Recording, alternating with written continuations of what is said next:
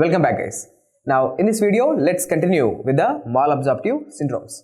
Already we have discussed about infectious causes of malabsorption. So some infections leading to malabsorptions in the intestine. Now in this video let's continue with the non-infectious causes of malabsorption syndromes. Now the first non-infectious cause that we are going to discuss is celiac disease. Okay. So let's write here celiac disease. Now see, the celiac disease is also called as gluten sensitive enteropathy. Okay, gluten sensitive enteropathy. In the name itself it's there. Please appreciate. Gluten is actually present in the foods. See, the person is sensitive to this gluten. Okay, this particular individual, he is sensitive to gluten.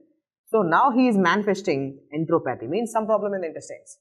Do you know what exactly happens? Whenever he takes food which contains the gluten, now inside this gluten also one more component is there which is called as a gliadin. Gliadin is a component of gluten. This gluten is present in some foods like cereals. Okay. Now whenever this person takes this gluten containing foods, the immune system is going to falsely recognize this gluten as some antigen. So this person is going to produce antibodies against this gluten, or anti-gliadin antibodies are going to be produced. So these antibodies will try to attack the this gluten which is there in the food. But instead of just attacking this gluten, these antibodies are going to cause a damage to the intestines. So normally here you can very clearly see this is how the villi will look like. In a normal intestine you are going to have the villus, and villus is going to help you in the absorption. But because of these antibodies, because of these inflammatory conditions, the villi are going to be lost. There is loss of villi. So whenever there is no villi, the absorption is going to decrease. So malabsorption will happen. Okay. So you know it. Celiac disease is also called as gluten sensitive enteropathy. Next, where is this gluten present? Gluten present in. See, gluten, it is present in cereals like wheat, rye, barley, oats, and it even present in some quantities in rice. Okay, these are the cereals which usually contains this gluten. Okay, now what are some other point which I want you to know here is, see, whenever the person is taking this gluten containing foods, is going to produce the antibodies. So antibodies are produced against what? Are antibodies like, what are the different kinds of antibodies that are getting produced in this condition? Antibodies produced. So the antibodies produced in this condition are anti-gliadin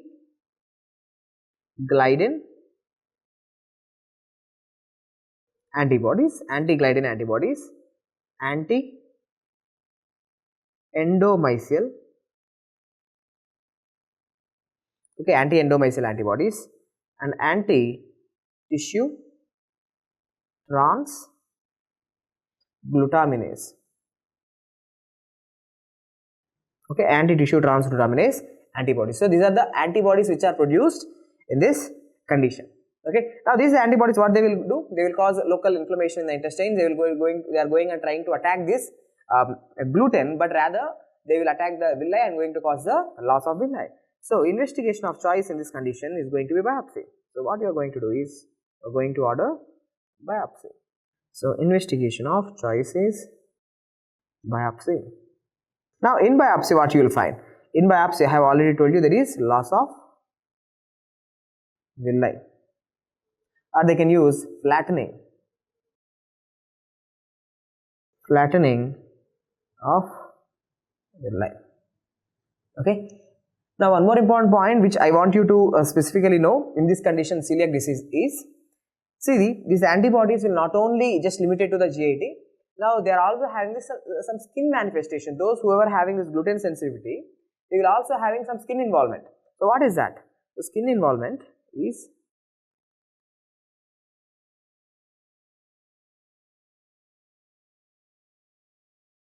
So skin involvement, it is dermatitis, herpetiformis. So dermatitis herpetiformis is going to especially occur on the extensor surfaces. Okay, especially going to affect the extensor surfaces where the person is going to manifest papule kind of things. So this is the skin involvement. Okay, dermatitis you can see very well, like it's the inflammation of the skin which looks like a herpes, but this is not actually herpes. This is gluten sensitive enteropathy involving the skin. Now, what is the treatment? This is also MCQ. The treatment in this condition is dapsone. Okay, sulfonamide, dapsone is used in the treatment of dermatitis herpetiformis. And how to treat this condition? Celiac disease. Now he is having malabsorption, right? Now how to treat this? First, avoid this gluten containing foods. So treatment of dermatitis herpetiformis is avoid gluten containing food. Okay, avoid the gluten containing food. So you can substitute the cereals with one best alternative, that's the maize. So maize is the alternative used in this condition. Okay, so these are some important points which I want you to know regarding the gluten sensitive enteropathy.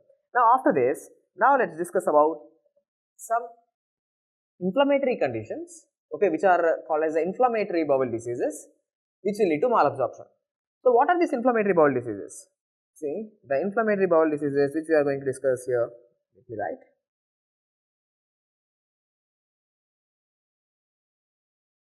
Inflammatory bowel diseases.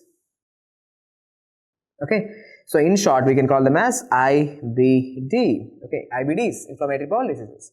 So what are these inflammatory bowel diseases? The two main inflammatory bowel diseases are Crohn's disease and colitis, ulcerative colitis. It's not just colitis, it's the ulcerative colitis.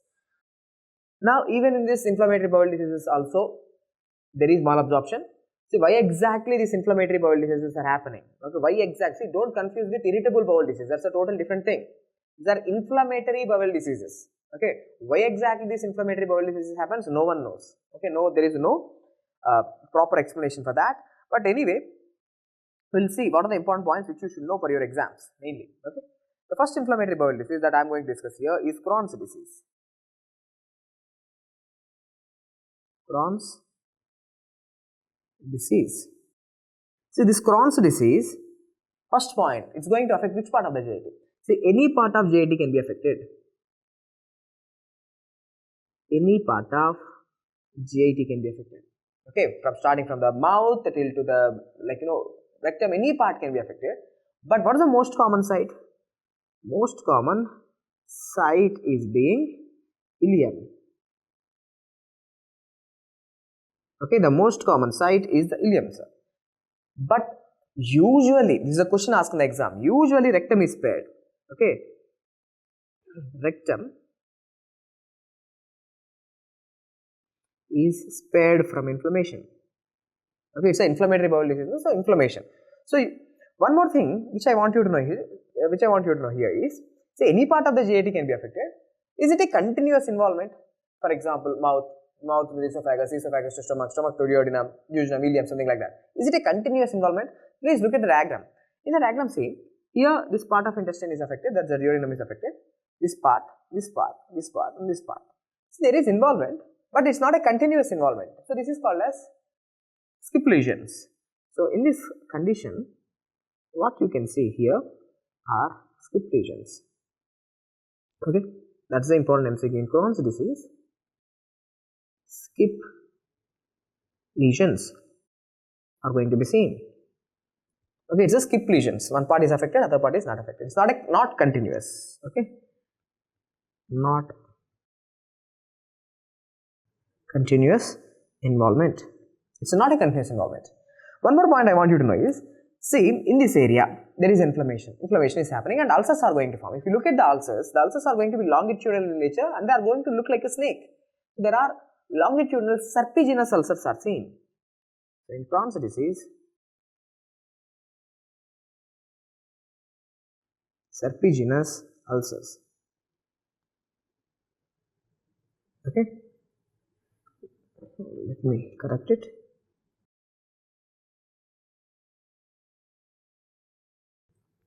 serpiginous ulcers. So, longitudinal serpiginous ulcers are going to be seen in Crohn's disease. Now, yes, Crohn's disease is an example of inflammatory bowel disease. Okay, there is inflammation happening and there is not a continuous involvement, here and there some inflammation is going on with the ulcers. Okay. Now, this ulcer, is it a granulomatous condition? Is it a granulomatous inflammation or it's a non-granulomatous inflammation? See, remember, we write the C, right? Crohn's, C with the C. Just do it like this, it becomes G. So, Crohn's is an example of granulomatous inflammation, MCQ. So, granulomatous inflammation.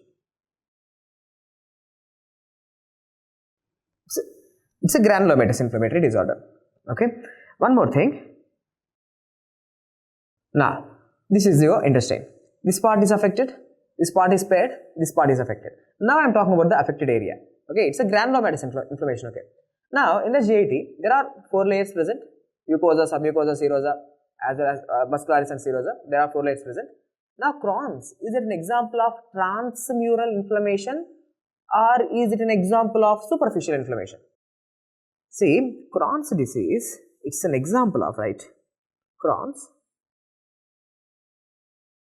it's an example of transmural inflammation. It's an example of transmural inflammation, which means all the layers, mucosa, submucosa, serosa, muscularis and serosa, all the layers are going to be involved in the inflammation. Means transmural. It's not just a superficial inflammation. It's not just a mucosal inflammation. All the layers are going to be involved in the inflammation. Okay. Next, if you do endoscopy, okay, what you will see? These are some important MCQs. Now look here. See, there is inflammation. There is mucosal edema. Inflammation will occur, and mucosal edema is occurring. So because of that mucosal edema, now you can see here. These are looking like a stone. These are looking like stones which are on the pavement, like on the road. So they are looking like a cobblestones. Okay. So this is MCQ. Look, let's see how they are looking like. These are the cobblestones, right? Now the Crohn's disease also, because of the mucosal edema, it's going to look like cobblestone appearance. Okay. On endoscopy, our grass will look like cobblestone appearance. Okay. Next, what else you should know for your exam? See, these ulcers, whatever are there, they will start to heal. Okay, they will start to heal. Now, while they are healing, okay, when these ulcers, while they are healing, see how healing will occur? Healing will occur with the process of fibrosis. Now, when fibrosis is happening, see, these are the fibrous depositions. Now, when the collagen fibers are getting deposited. Now, this fibrous tissue will cause the movement of the surrounding mesentery fat. Okay, it will drag the surrounding mesentery fat. Now, if you look here, see, now here there is fibrosis happening. Ulcer is getting healed. When the fibrosis is happening, see, the surrounding mesenteric fat, it will be drawn here into the area or into the bowels. The fat will be drawn into the bowels due to fibrosis. Okay, fibrosis is happening. This fibrosis will drag the mesenteric fat. So, this is called as creeping fat appearance. Okay, next. So, what are the important points which I am saying here? Ulcers, they will heal by fibrosis. Okay, ulcers are going to be healed by fibrosis. Now, whenever fibrosis is happening, two things will occur. Whenever it's fibrosing, ulcer is fibrosing, one thing it can cause is obstruction. Okay, one thing it can cause is obstruction. The fibrosis can cause obstruction. And second thing that can occur is, because of this fibrosis, there will be creeping fat appearance.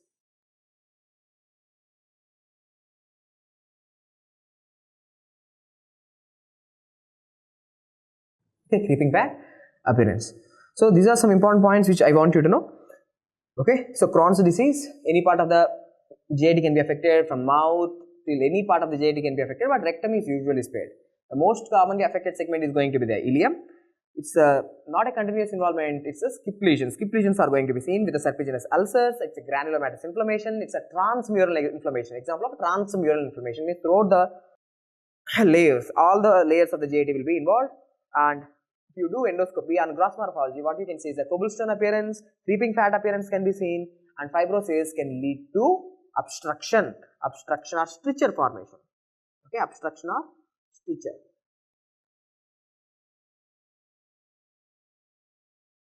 Okay, stricture formation. So you can very clearly see here, there is a stricture, means narrowing, obstruction means block. Okay, blocks are going to happen. So these are the things which I want you to know. Apart from this, I want to add two more important points in this Crohn's disease. They are, one thing is antibody. These individuals are going to have which antibody? See, these individuals in their blood, they are going to have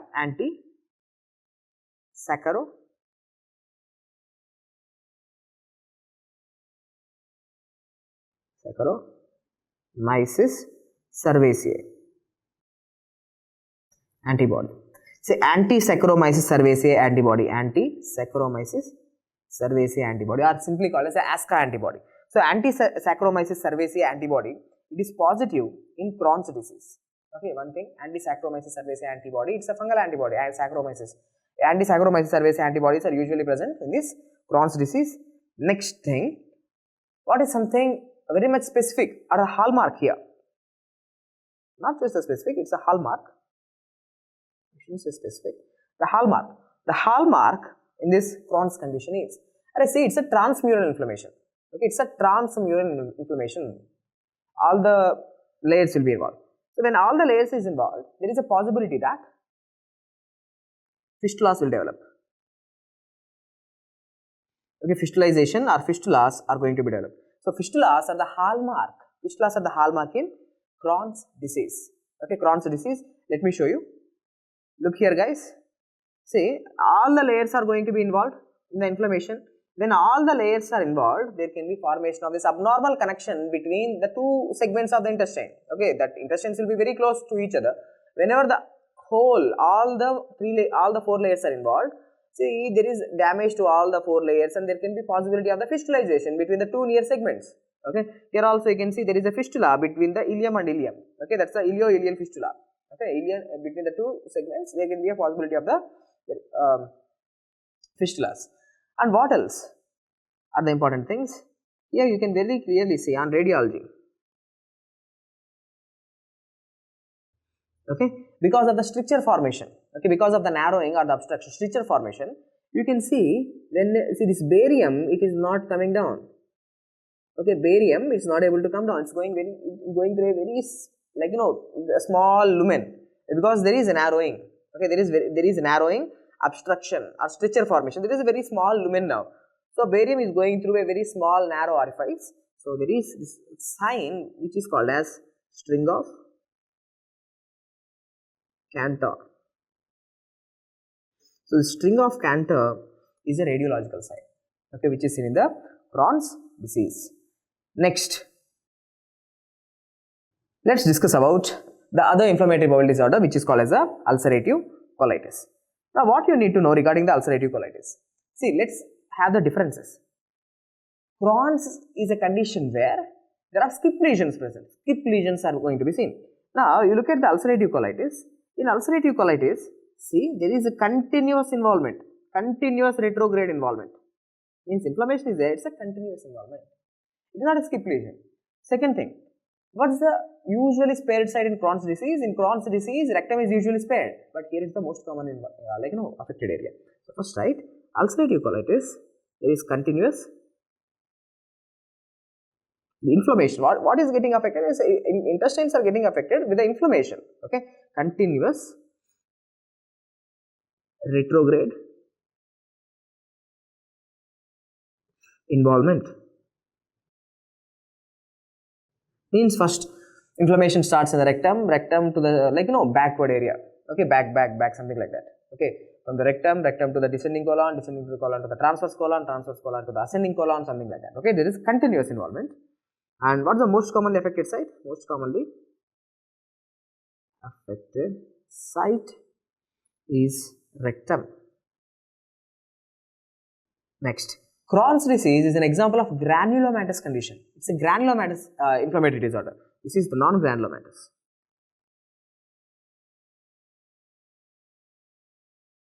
It's a non-granulomatous condition. Next, what else? Crohn's disease, it's a transmural inflammation, means mucosa, submucosa, muscularis, serosa, all the four layers are going to be involved. Now, in this ulcerative colitis, it's not a transmural inflammation. It is inflammation where? It's a superficial inflammation.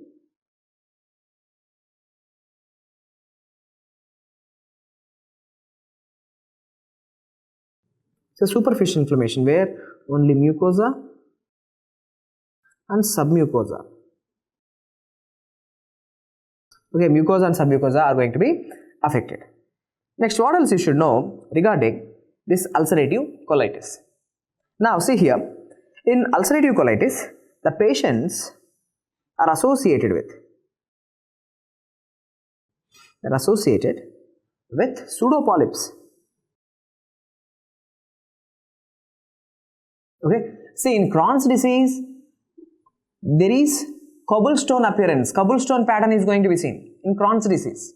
Now, here, if you look, in ulcerative colitis, there are presence of this pseudopolyps. Pseudopolyps are going to be seen in ulcerative colitis. That's the one point I want you to know. And this ulcerative colitis is highly associated with the colon cancer.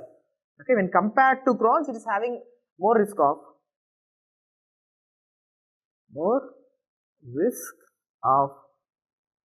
colon cancer. Okay, this is the one point I want to add here. Okay. Next, Crohn's disease is a condition where anti-Saccharomyces cerevisiae antibodies are going to be positive. Now, in this condition, any antibodies are present. Ulcerative colitis associated with antibodies which are ANCA. Okay, ANCA positive. It's a ANCA positive. Next, if you do radiology, scan, means radiology in the sense here, if you do a scan, the barium thing, okay. Now, you can very clearly see there is a continuous retrograde involvement. Okay, continuous retrograde involvement is giving you lead pipe appearance. Okay, lead pipe appearance.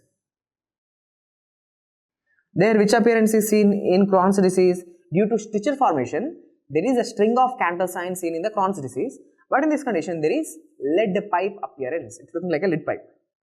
Next, if you do biopsy, okay. In biopsy, what you will see? See, this is the normal colon. Okay, this is how the normal colon is going to be. There are crypts. Okay, everything is good. But in ulcerative colitis, see, there is crypt abscess. Okay, see, neutrophils are going to come and accumulate in the abscess. So, forming the abscess. So, what you will see on biopsy? Crypt abscess is going to be seen. This is the important MCQ. Okay, crypt abscess is present in ulcerative colitis. So, now let us see what are some important differences which you need to know for your exam. See, the important differences, let me add one more point here. What is the treatment? The treatment of ulcerative colitis, is sulfasalazine.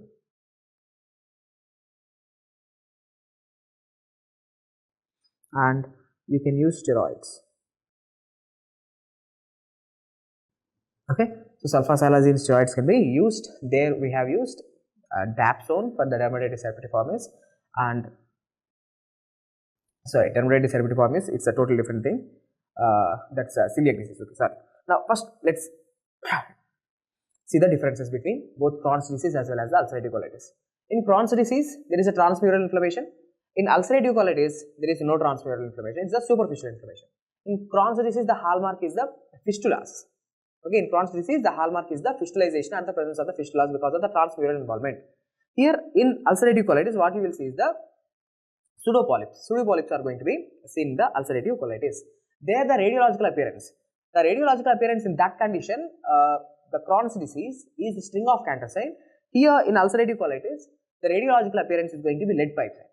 There, in histology, it's a granulomatous inflammation. Here, it is a non-granulomatous inflammation. Here, in ulcerative colitis, you will also see the crypt abscess. Okay, crypt abscess is going to be seen. Next, what else are the differences? There, which antibodies are seen? Anti-Saccharomyces cerevisiae antibodies are seen. Here, ANCA antibodies are seen.